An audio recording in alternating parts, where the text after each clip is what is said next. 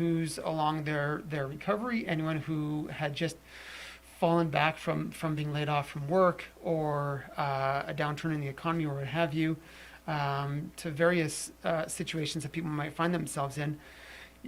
That's just one step forward to whatever that next step might look for them. Yeah.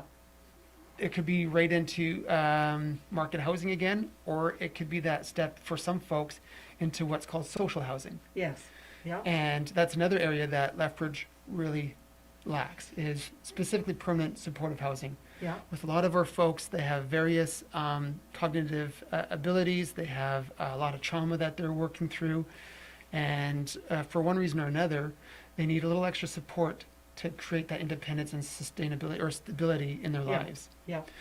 So transitional housing and social housing, specifically permanent supportive housing, is essential. Yes. And it's severely lacking. And it's something we need to act in now. Yeah. Not 5 years, not 10 years. Today, we need to Yes. start getting this figured out. How do we get the investments in place? Find the spacing, do the zoning, whatever needs to happen there, get the infrastructure built, get the programs wrapped around it, and move forward. Now, I know a lot of people are going to get nervous around that because they're going to be talking about, okay, well, where's it going to go? What about it in my backyard? I was just going to say that. Absolutely. Yeah. And that's a fair question, to Yeah. be honest, Yeah. because the folks that need a lot of these supports have complex issues. Yeah. We can't ignore that. And it is important that we do have the conversations with the community about what does this mean to bring these services into the city. Yeah. Um, And your skills in terms of getting consensus will be essential when you have those conversations. and Because there's going to be people right here and there's going to be people right That's here. right. Yeah. and we do need to bring people together for those Yes. conversations. Yeah. So when I mean today, I don't mean like let's build it, put it into a backyard tomorrow and away That's it right. goes. Yeah. But today we need to start having the conversations about how do we move forward and getting this in place so that tomorrow's not too far away. Yeah. Yeah. Um, And it will never be here if we don't start having the conversations and That's right. preparing for it. that's Yeah. right. Yeah.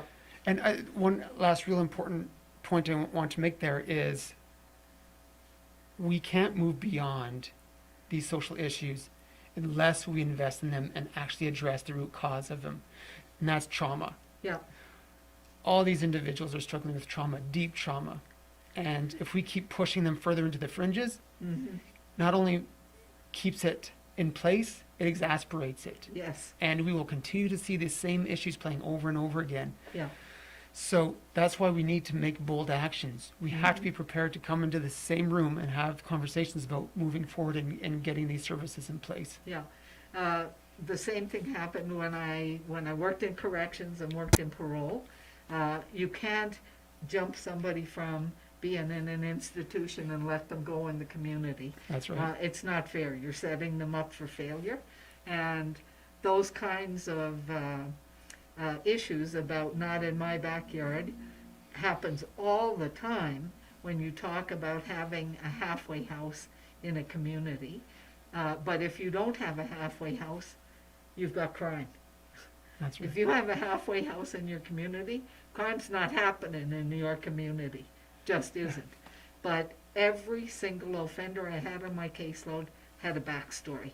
Mhm. And if you didn't know what the backstory was, how are you going to help them fix their issues and that trauma? How are they going to heal if you don't know what it is, if you don't recognize it, and then find the proper solutions to help them move through? So That's right. everything you've said, 32 years in corrections, I agree with you 100%.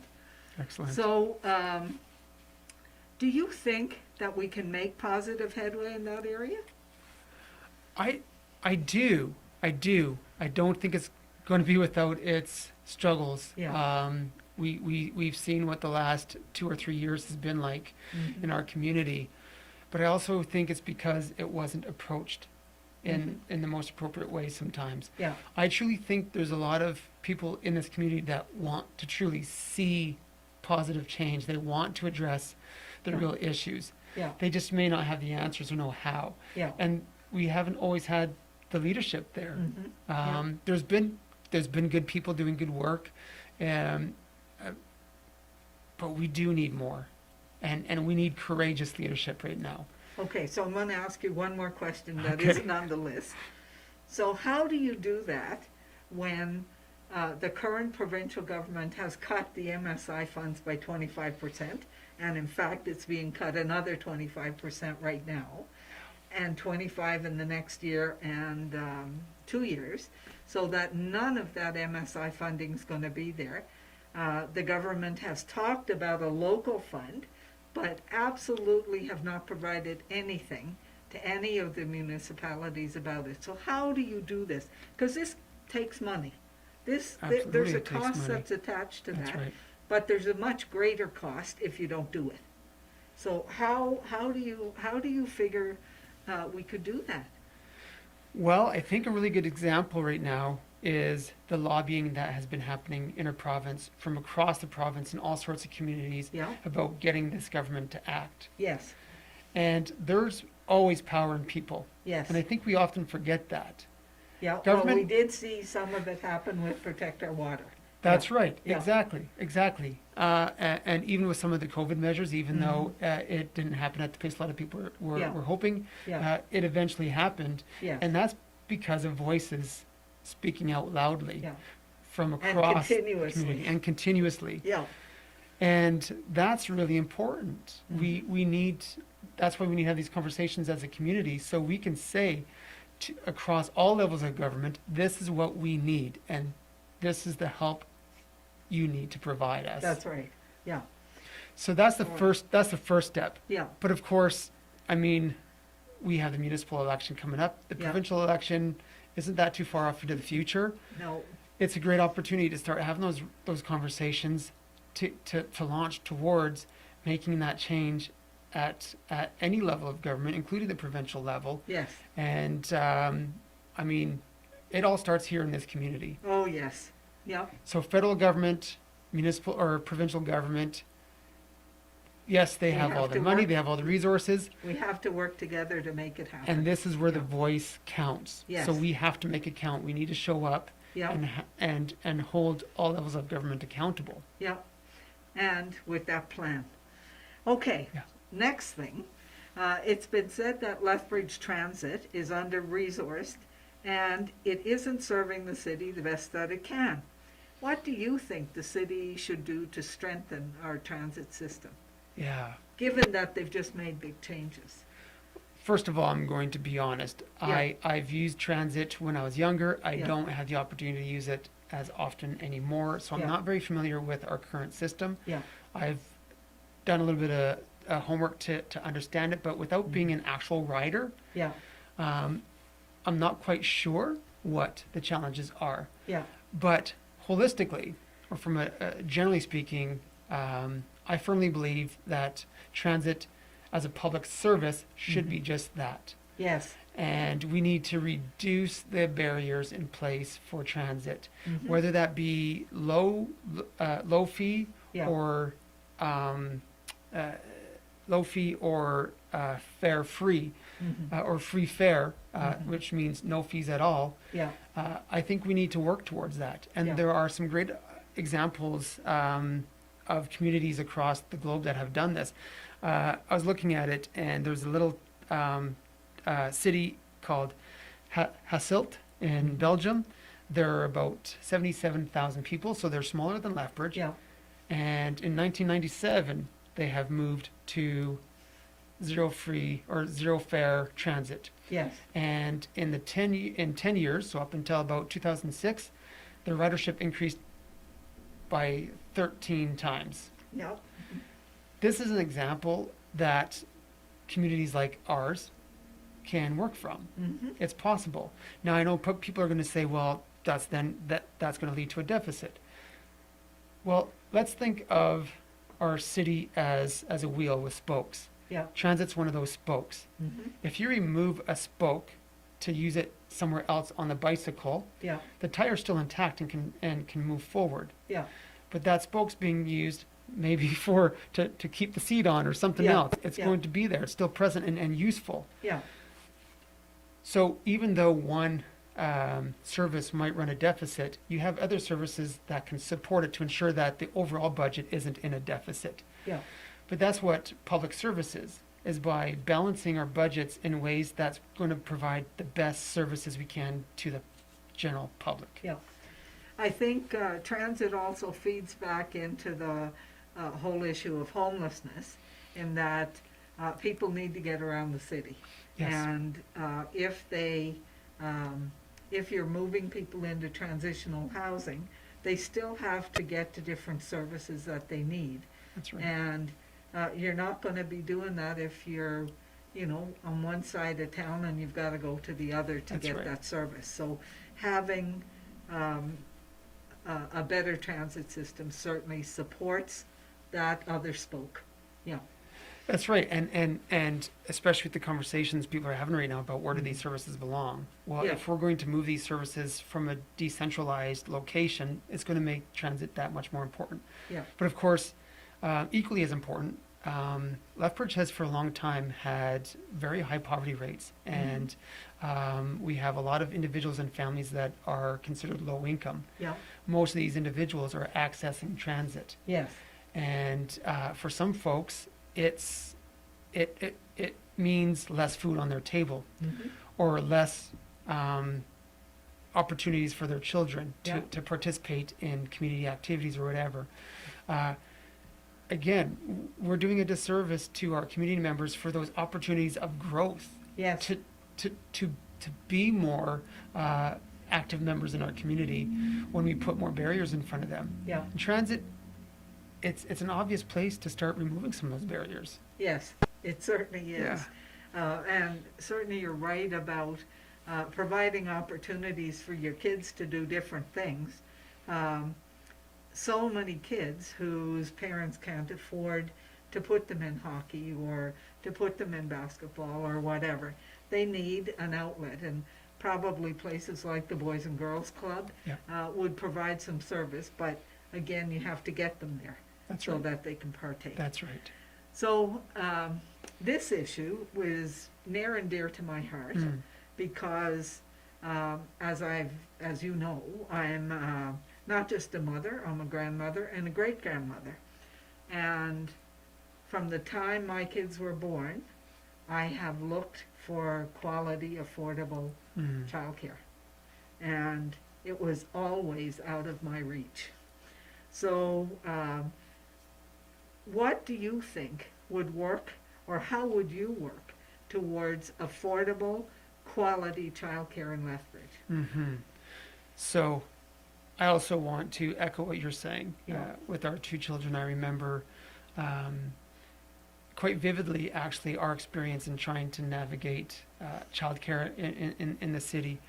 I remember starting out with our oldest in a day home. Yeah. And we thought it was going quite well, but unfortunately, there was an experience where Tammy had not quite left the front door yet before she heard a slap. Yeah. Yeah.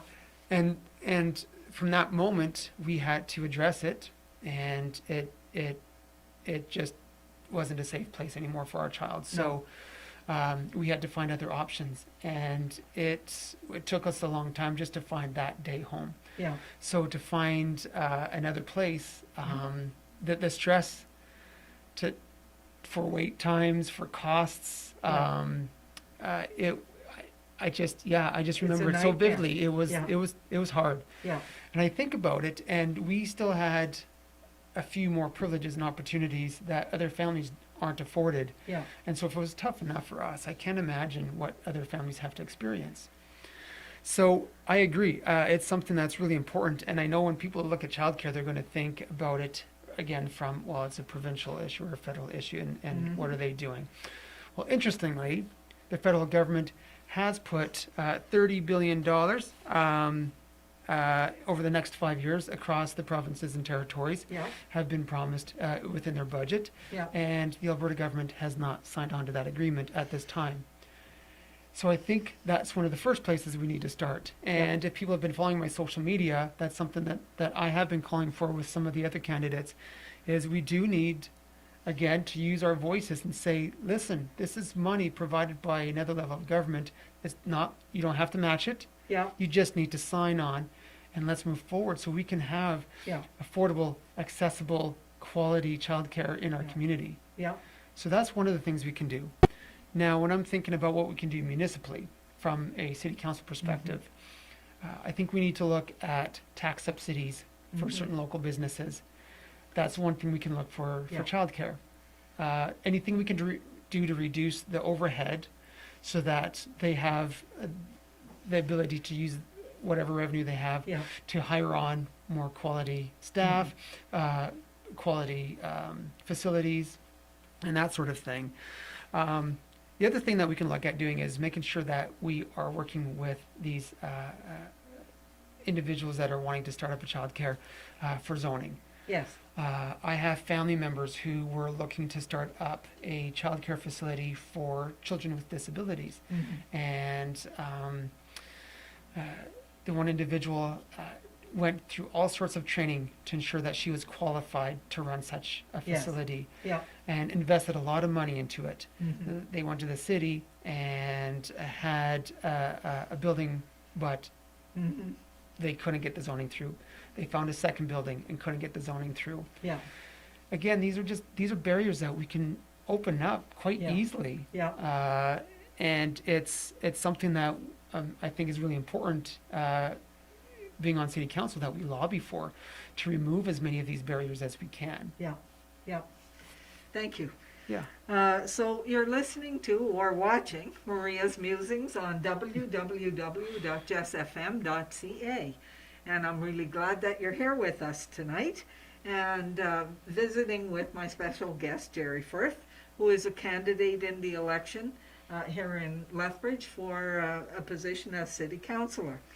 Okay, so Jerry, how would you describe yourself? A consensus builder, a get-it-done person, or a go with the loudest, even though you know it's not the best solution, or perhaps someplace else, or someplace in between? Yes. Certainly not go with the loudest. Mhm. I know it's tempting often. Well, there's pressure, right? There's a lot of pressure. Awful pressure, yes. Yeah, there certainly is. Yeah, But again, that's where, if I go back into my experience as a professional social worker, mhm, I that's an area I specifically spent time building yeah, and doing extra training on. I also have, 25 years of leadership experience in various capacities with the cadet program through the Canadian Armed Forces, being manager of various programs, being a chairperson of various committees, mhm, and starting up a lot of different community events and activities. It's always been built around this idea of consensus. yeah, The thing is, consensus is a beautiful, it's a beautiful thing to strive for, yes, but it's very difficult to reach when you need to be moving forward. yes, So I'm also the person to get it done if it Done. needs to get done. yeah, Something, I won't get too much into theory, but something that I've really been striving for is called situational leadership, mhm, where I position myself dependent on the capacity of the group that I'm working with and how we need to move forward on some things, and whether that be from the front, the side, or the back. And I think that's what's really important, is we need to be able to be flexible and Yes. adaptable to the situations that we're in to move forward. yes, Always strive for consensus. When we can't get consensus, then what you need to do is at least be able to get enough momentum to move ahead on something. And that's where that courageous leadership needs to come in. yes, You're going to have naysayers, and Mhm. man, I had this on Facebook. There was an article that came out, and I just said it's a good article, just don't Yeah. read the comments, yeah. because and Naysayers. and of Yeah. course people who are commenting back, or that's what they're saying the whole time, right? It's just, Yeah, you're always going to have the haters, you're always going to have the naysayers. yeah, Don't let that hold you down, don't No. let that hold you back. yeah, And that's true. And you can't build consensus with individuals that aren't ready to move. But as a community of 100,000 people, you're going to have that. yeah, So do the work where you can, but don't let that hold you back. We need to move forward as well in courageous ways. I'm glad that you had that experience as a child with bullies, because it's made you a much better man and certainly a much better leader. Yeah. So, Jerry, what about, okay, so over the last few years, you know that there's been some issues on the council floor that have been, I'll say contentious, they're probably worse than that, but they were contentious. And how do you think, if something like that happened, how would you approach other members of the council to find consensus or to be able to move forward? Yeah. I think it needs to start outside of council chambers Yes. first. Yeah. We need to start having one-on-one conversations with people. Mm-hmm. Sitting down around a hot beverage, coffee or tea, whatever your desire. Yeah. I'm a tea drinker. Yeah. Earl Grey. Yeah. It needs to start there. Like you have, everything works from relationships. Yes. And again, like I was saying, like I'm going to have my own opinions and perspectives and ideas of things, but I have to open my ears to what other people are saying, what their real concerns are, what matters to them. Yeah. And the only way I can do that is by sitting and having that one-on-one conversation. So it's got to start there. So when you show up in chambers, you show up with respect and dignity for each other, Mhm. built on those relationships, so you can have those tougher conversations. And again, the vote might be split, Mm-hmm. but at least we're doing it in a respectful way that's taking all things in consideration. Yeah. So hopefully we can work towards building better consensus. It'd be lovely to see some of these bigger issues addressed Mm-hmm. in concert with each other, and we're seeing unanimous votes happening. Yes. But that's ideology. Okay. And So it does lead me to the Yeah. next question. And the next question is, what about if you disagreed with a decision that council was about to make? Would you look for compromise, or would you just stand your ground when you've Mhm. gotten to that point where you're voting in council chambers? I think it's obviously going to depend on Yeah. the issue. Yeah. There are some issues I will be unwavered around. Yeah. A lot of the social issues, Mm-hmm. I think there's places I would be happy to find compromise, Yeah.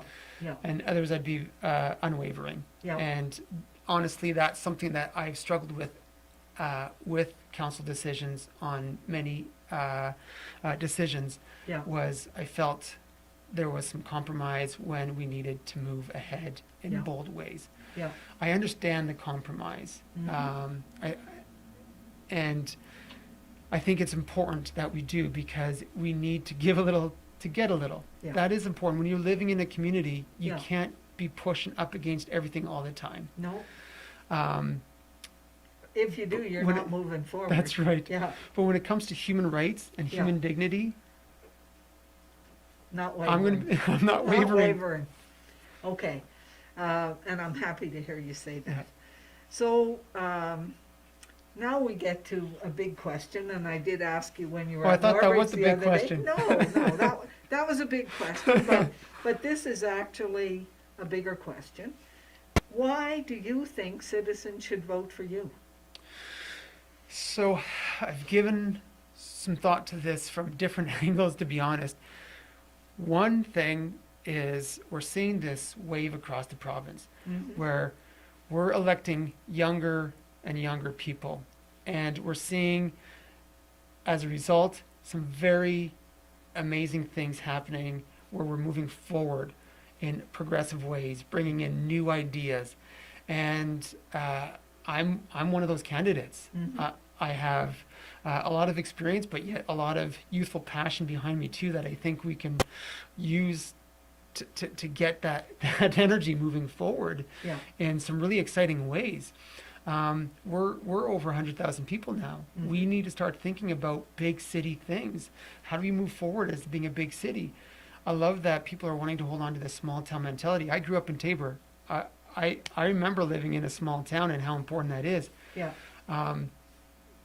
And we can keep that in some ways, but when you grow into a larger center, you got to start moving in bigger ways. Yeah, yeah. So that's, and I'm prepared to do that. Yeah. I think that's really important. The other reason is because I am a community builder. It's what I've always done. It's what I know. It's what I'm passionate about, and it's what I see public service as being. And I think right now more than any other time, we need to rebuild community in Lethbridge, and that's what I want to bring to the council chambers. And I will tell you that some older people than you also like fresh ideas and have fresh Yes, ideas. certainly. Yes. Just saying. No, absolutely. I agree. Okay, so now your final message. So what would you like to leave with the voters? And this is the point where you need to convince the voters that you are that person to vote for. So give your message to Lethbridge. Go ahead, talk to them. Okay. Bonjour. Hello, Lethbridge. Thank you for this wonderful opportunity, Maria, to be able to provide or give voice to my campaign and to have a conversation with the electors. This is a really beautiful opportunity for us as a community where we need to come together. I am a person who brings people together. I'm a person who has always fought for the voice of others, even if those voices are dissenting. This is a time that we get to use our voices in a way that can move us forward as a community, not separate or divide us. This is what I bring to you. And this is my promise as moving into city council that I will continue to do, work hard to build community in Lethbridge. Oh, thank you, Jerry. Thank you, Maria. Thank you for joining the show this evening and allowing the voters to get to know you a little bit better and for me to know you a little better. Yeah, certainly. I wish you all the best in this election. Thank you. And I think you're going to do pretty good. So that's it for tonight on Maria's Musings. And I'm going to invite you to join me next week for a final interview with Mark Campbell. I just don't know when it is yet. We have to figure out a night when we have a spot and when we're both available to do it. But this has been a great evening tonight, and thank you so much for being here. Thank you to the audience for listening in tonight, and that's it. Good night, everyone. Good night.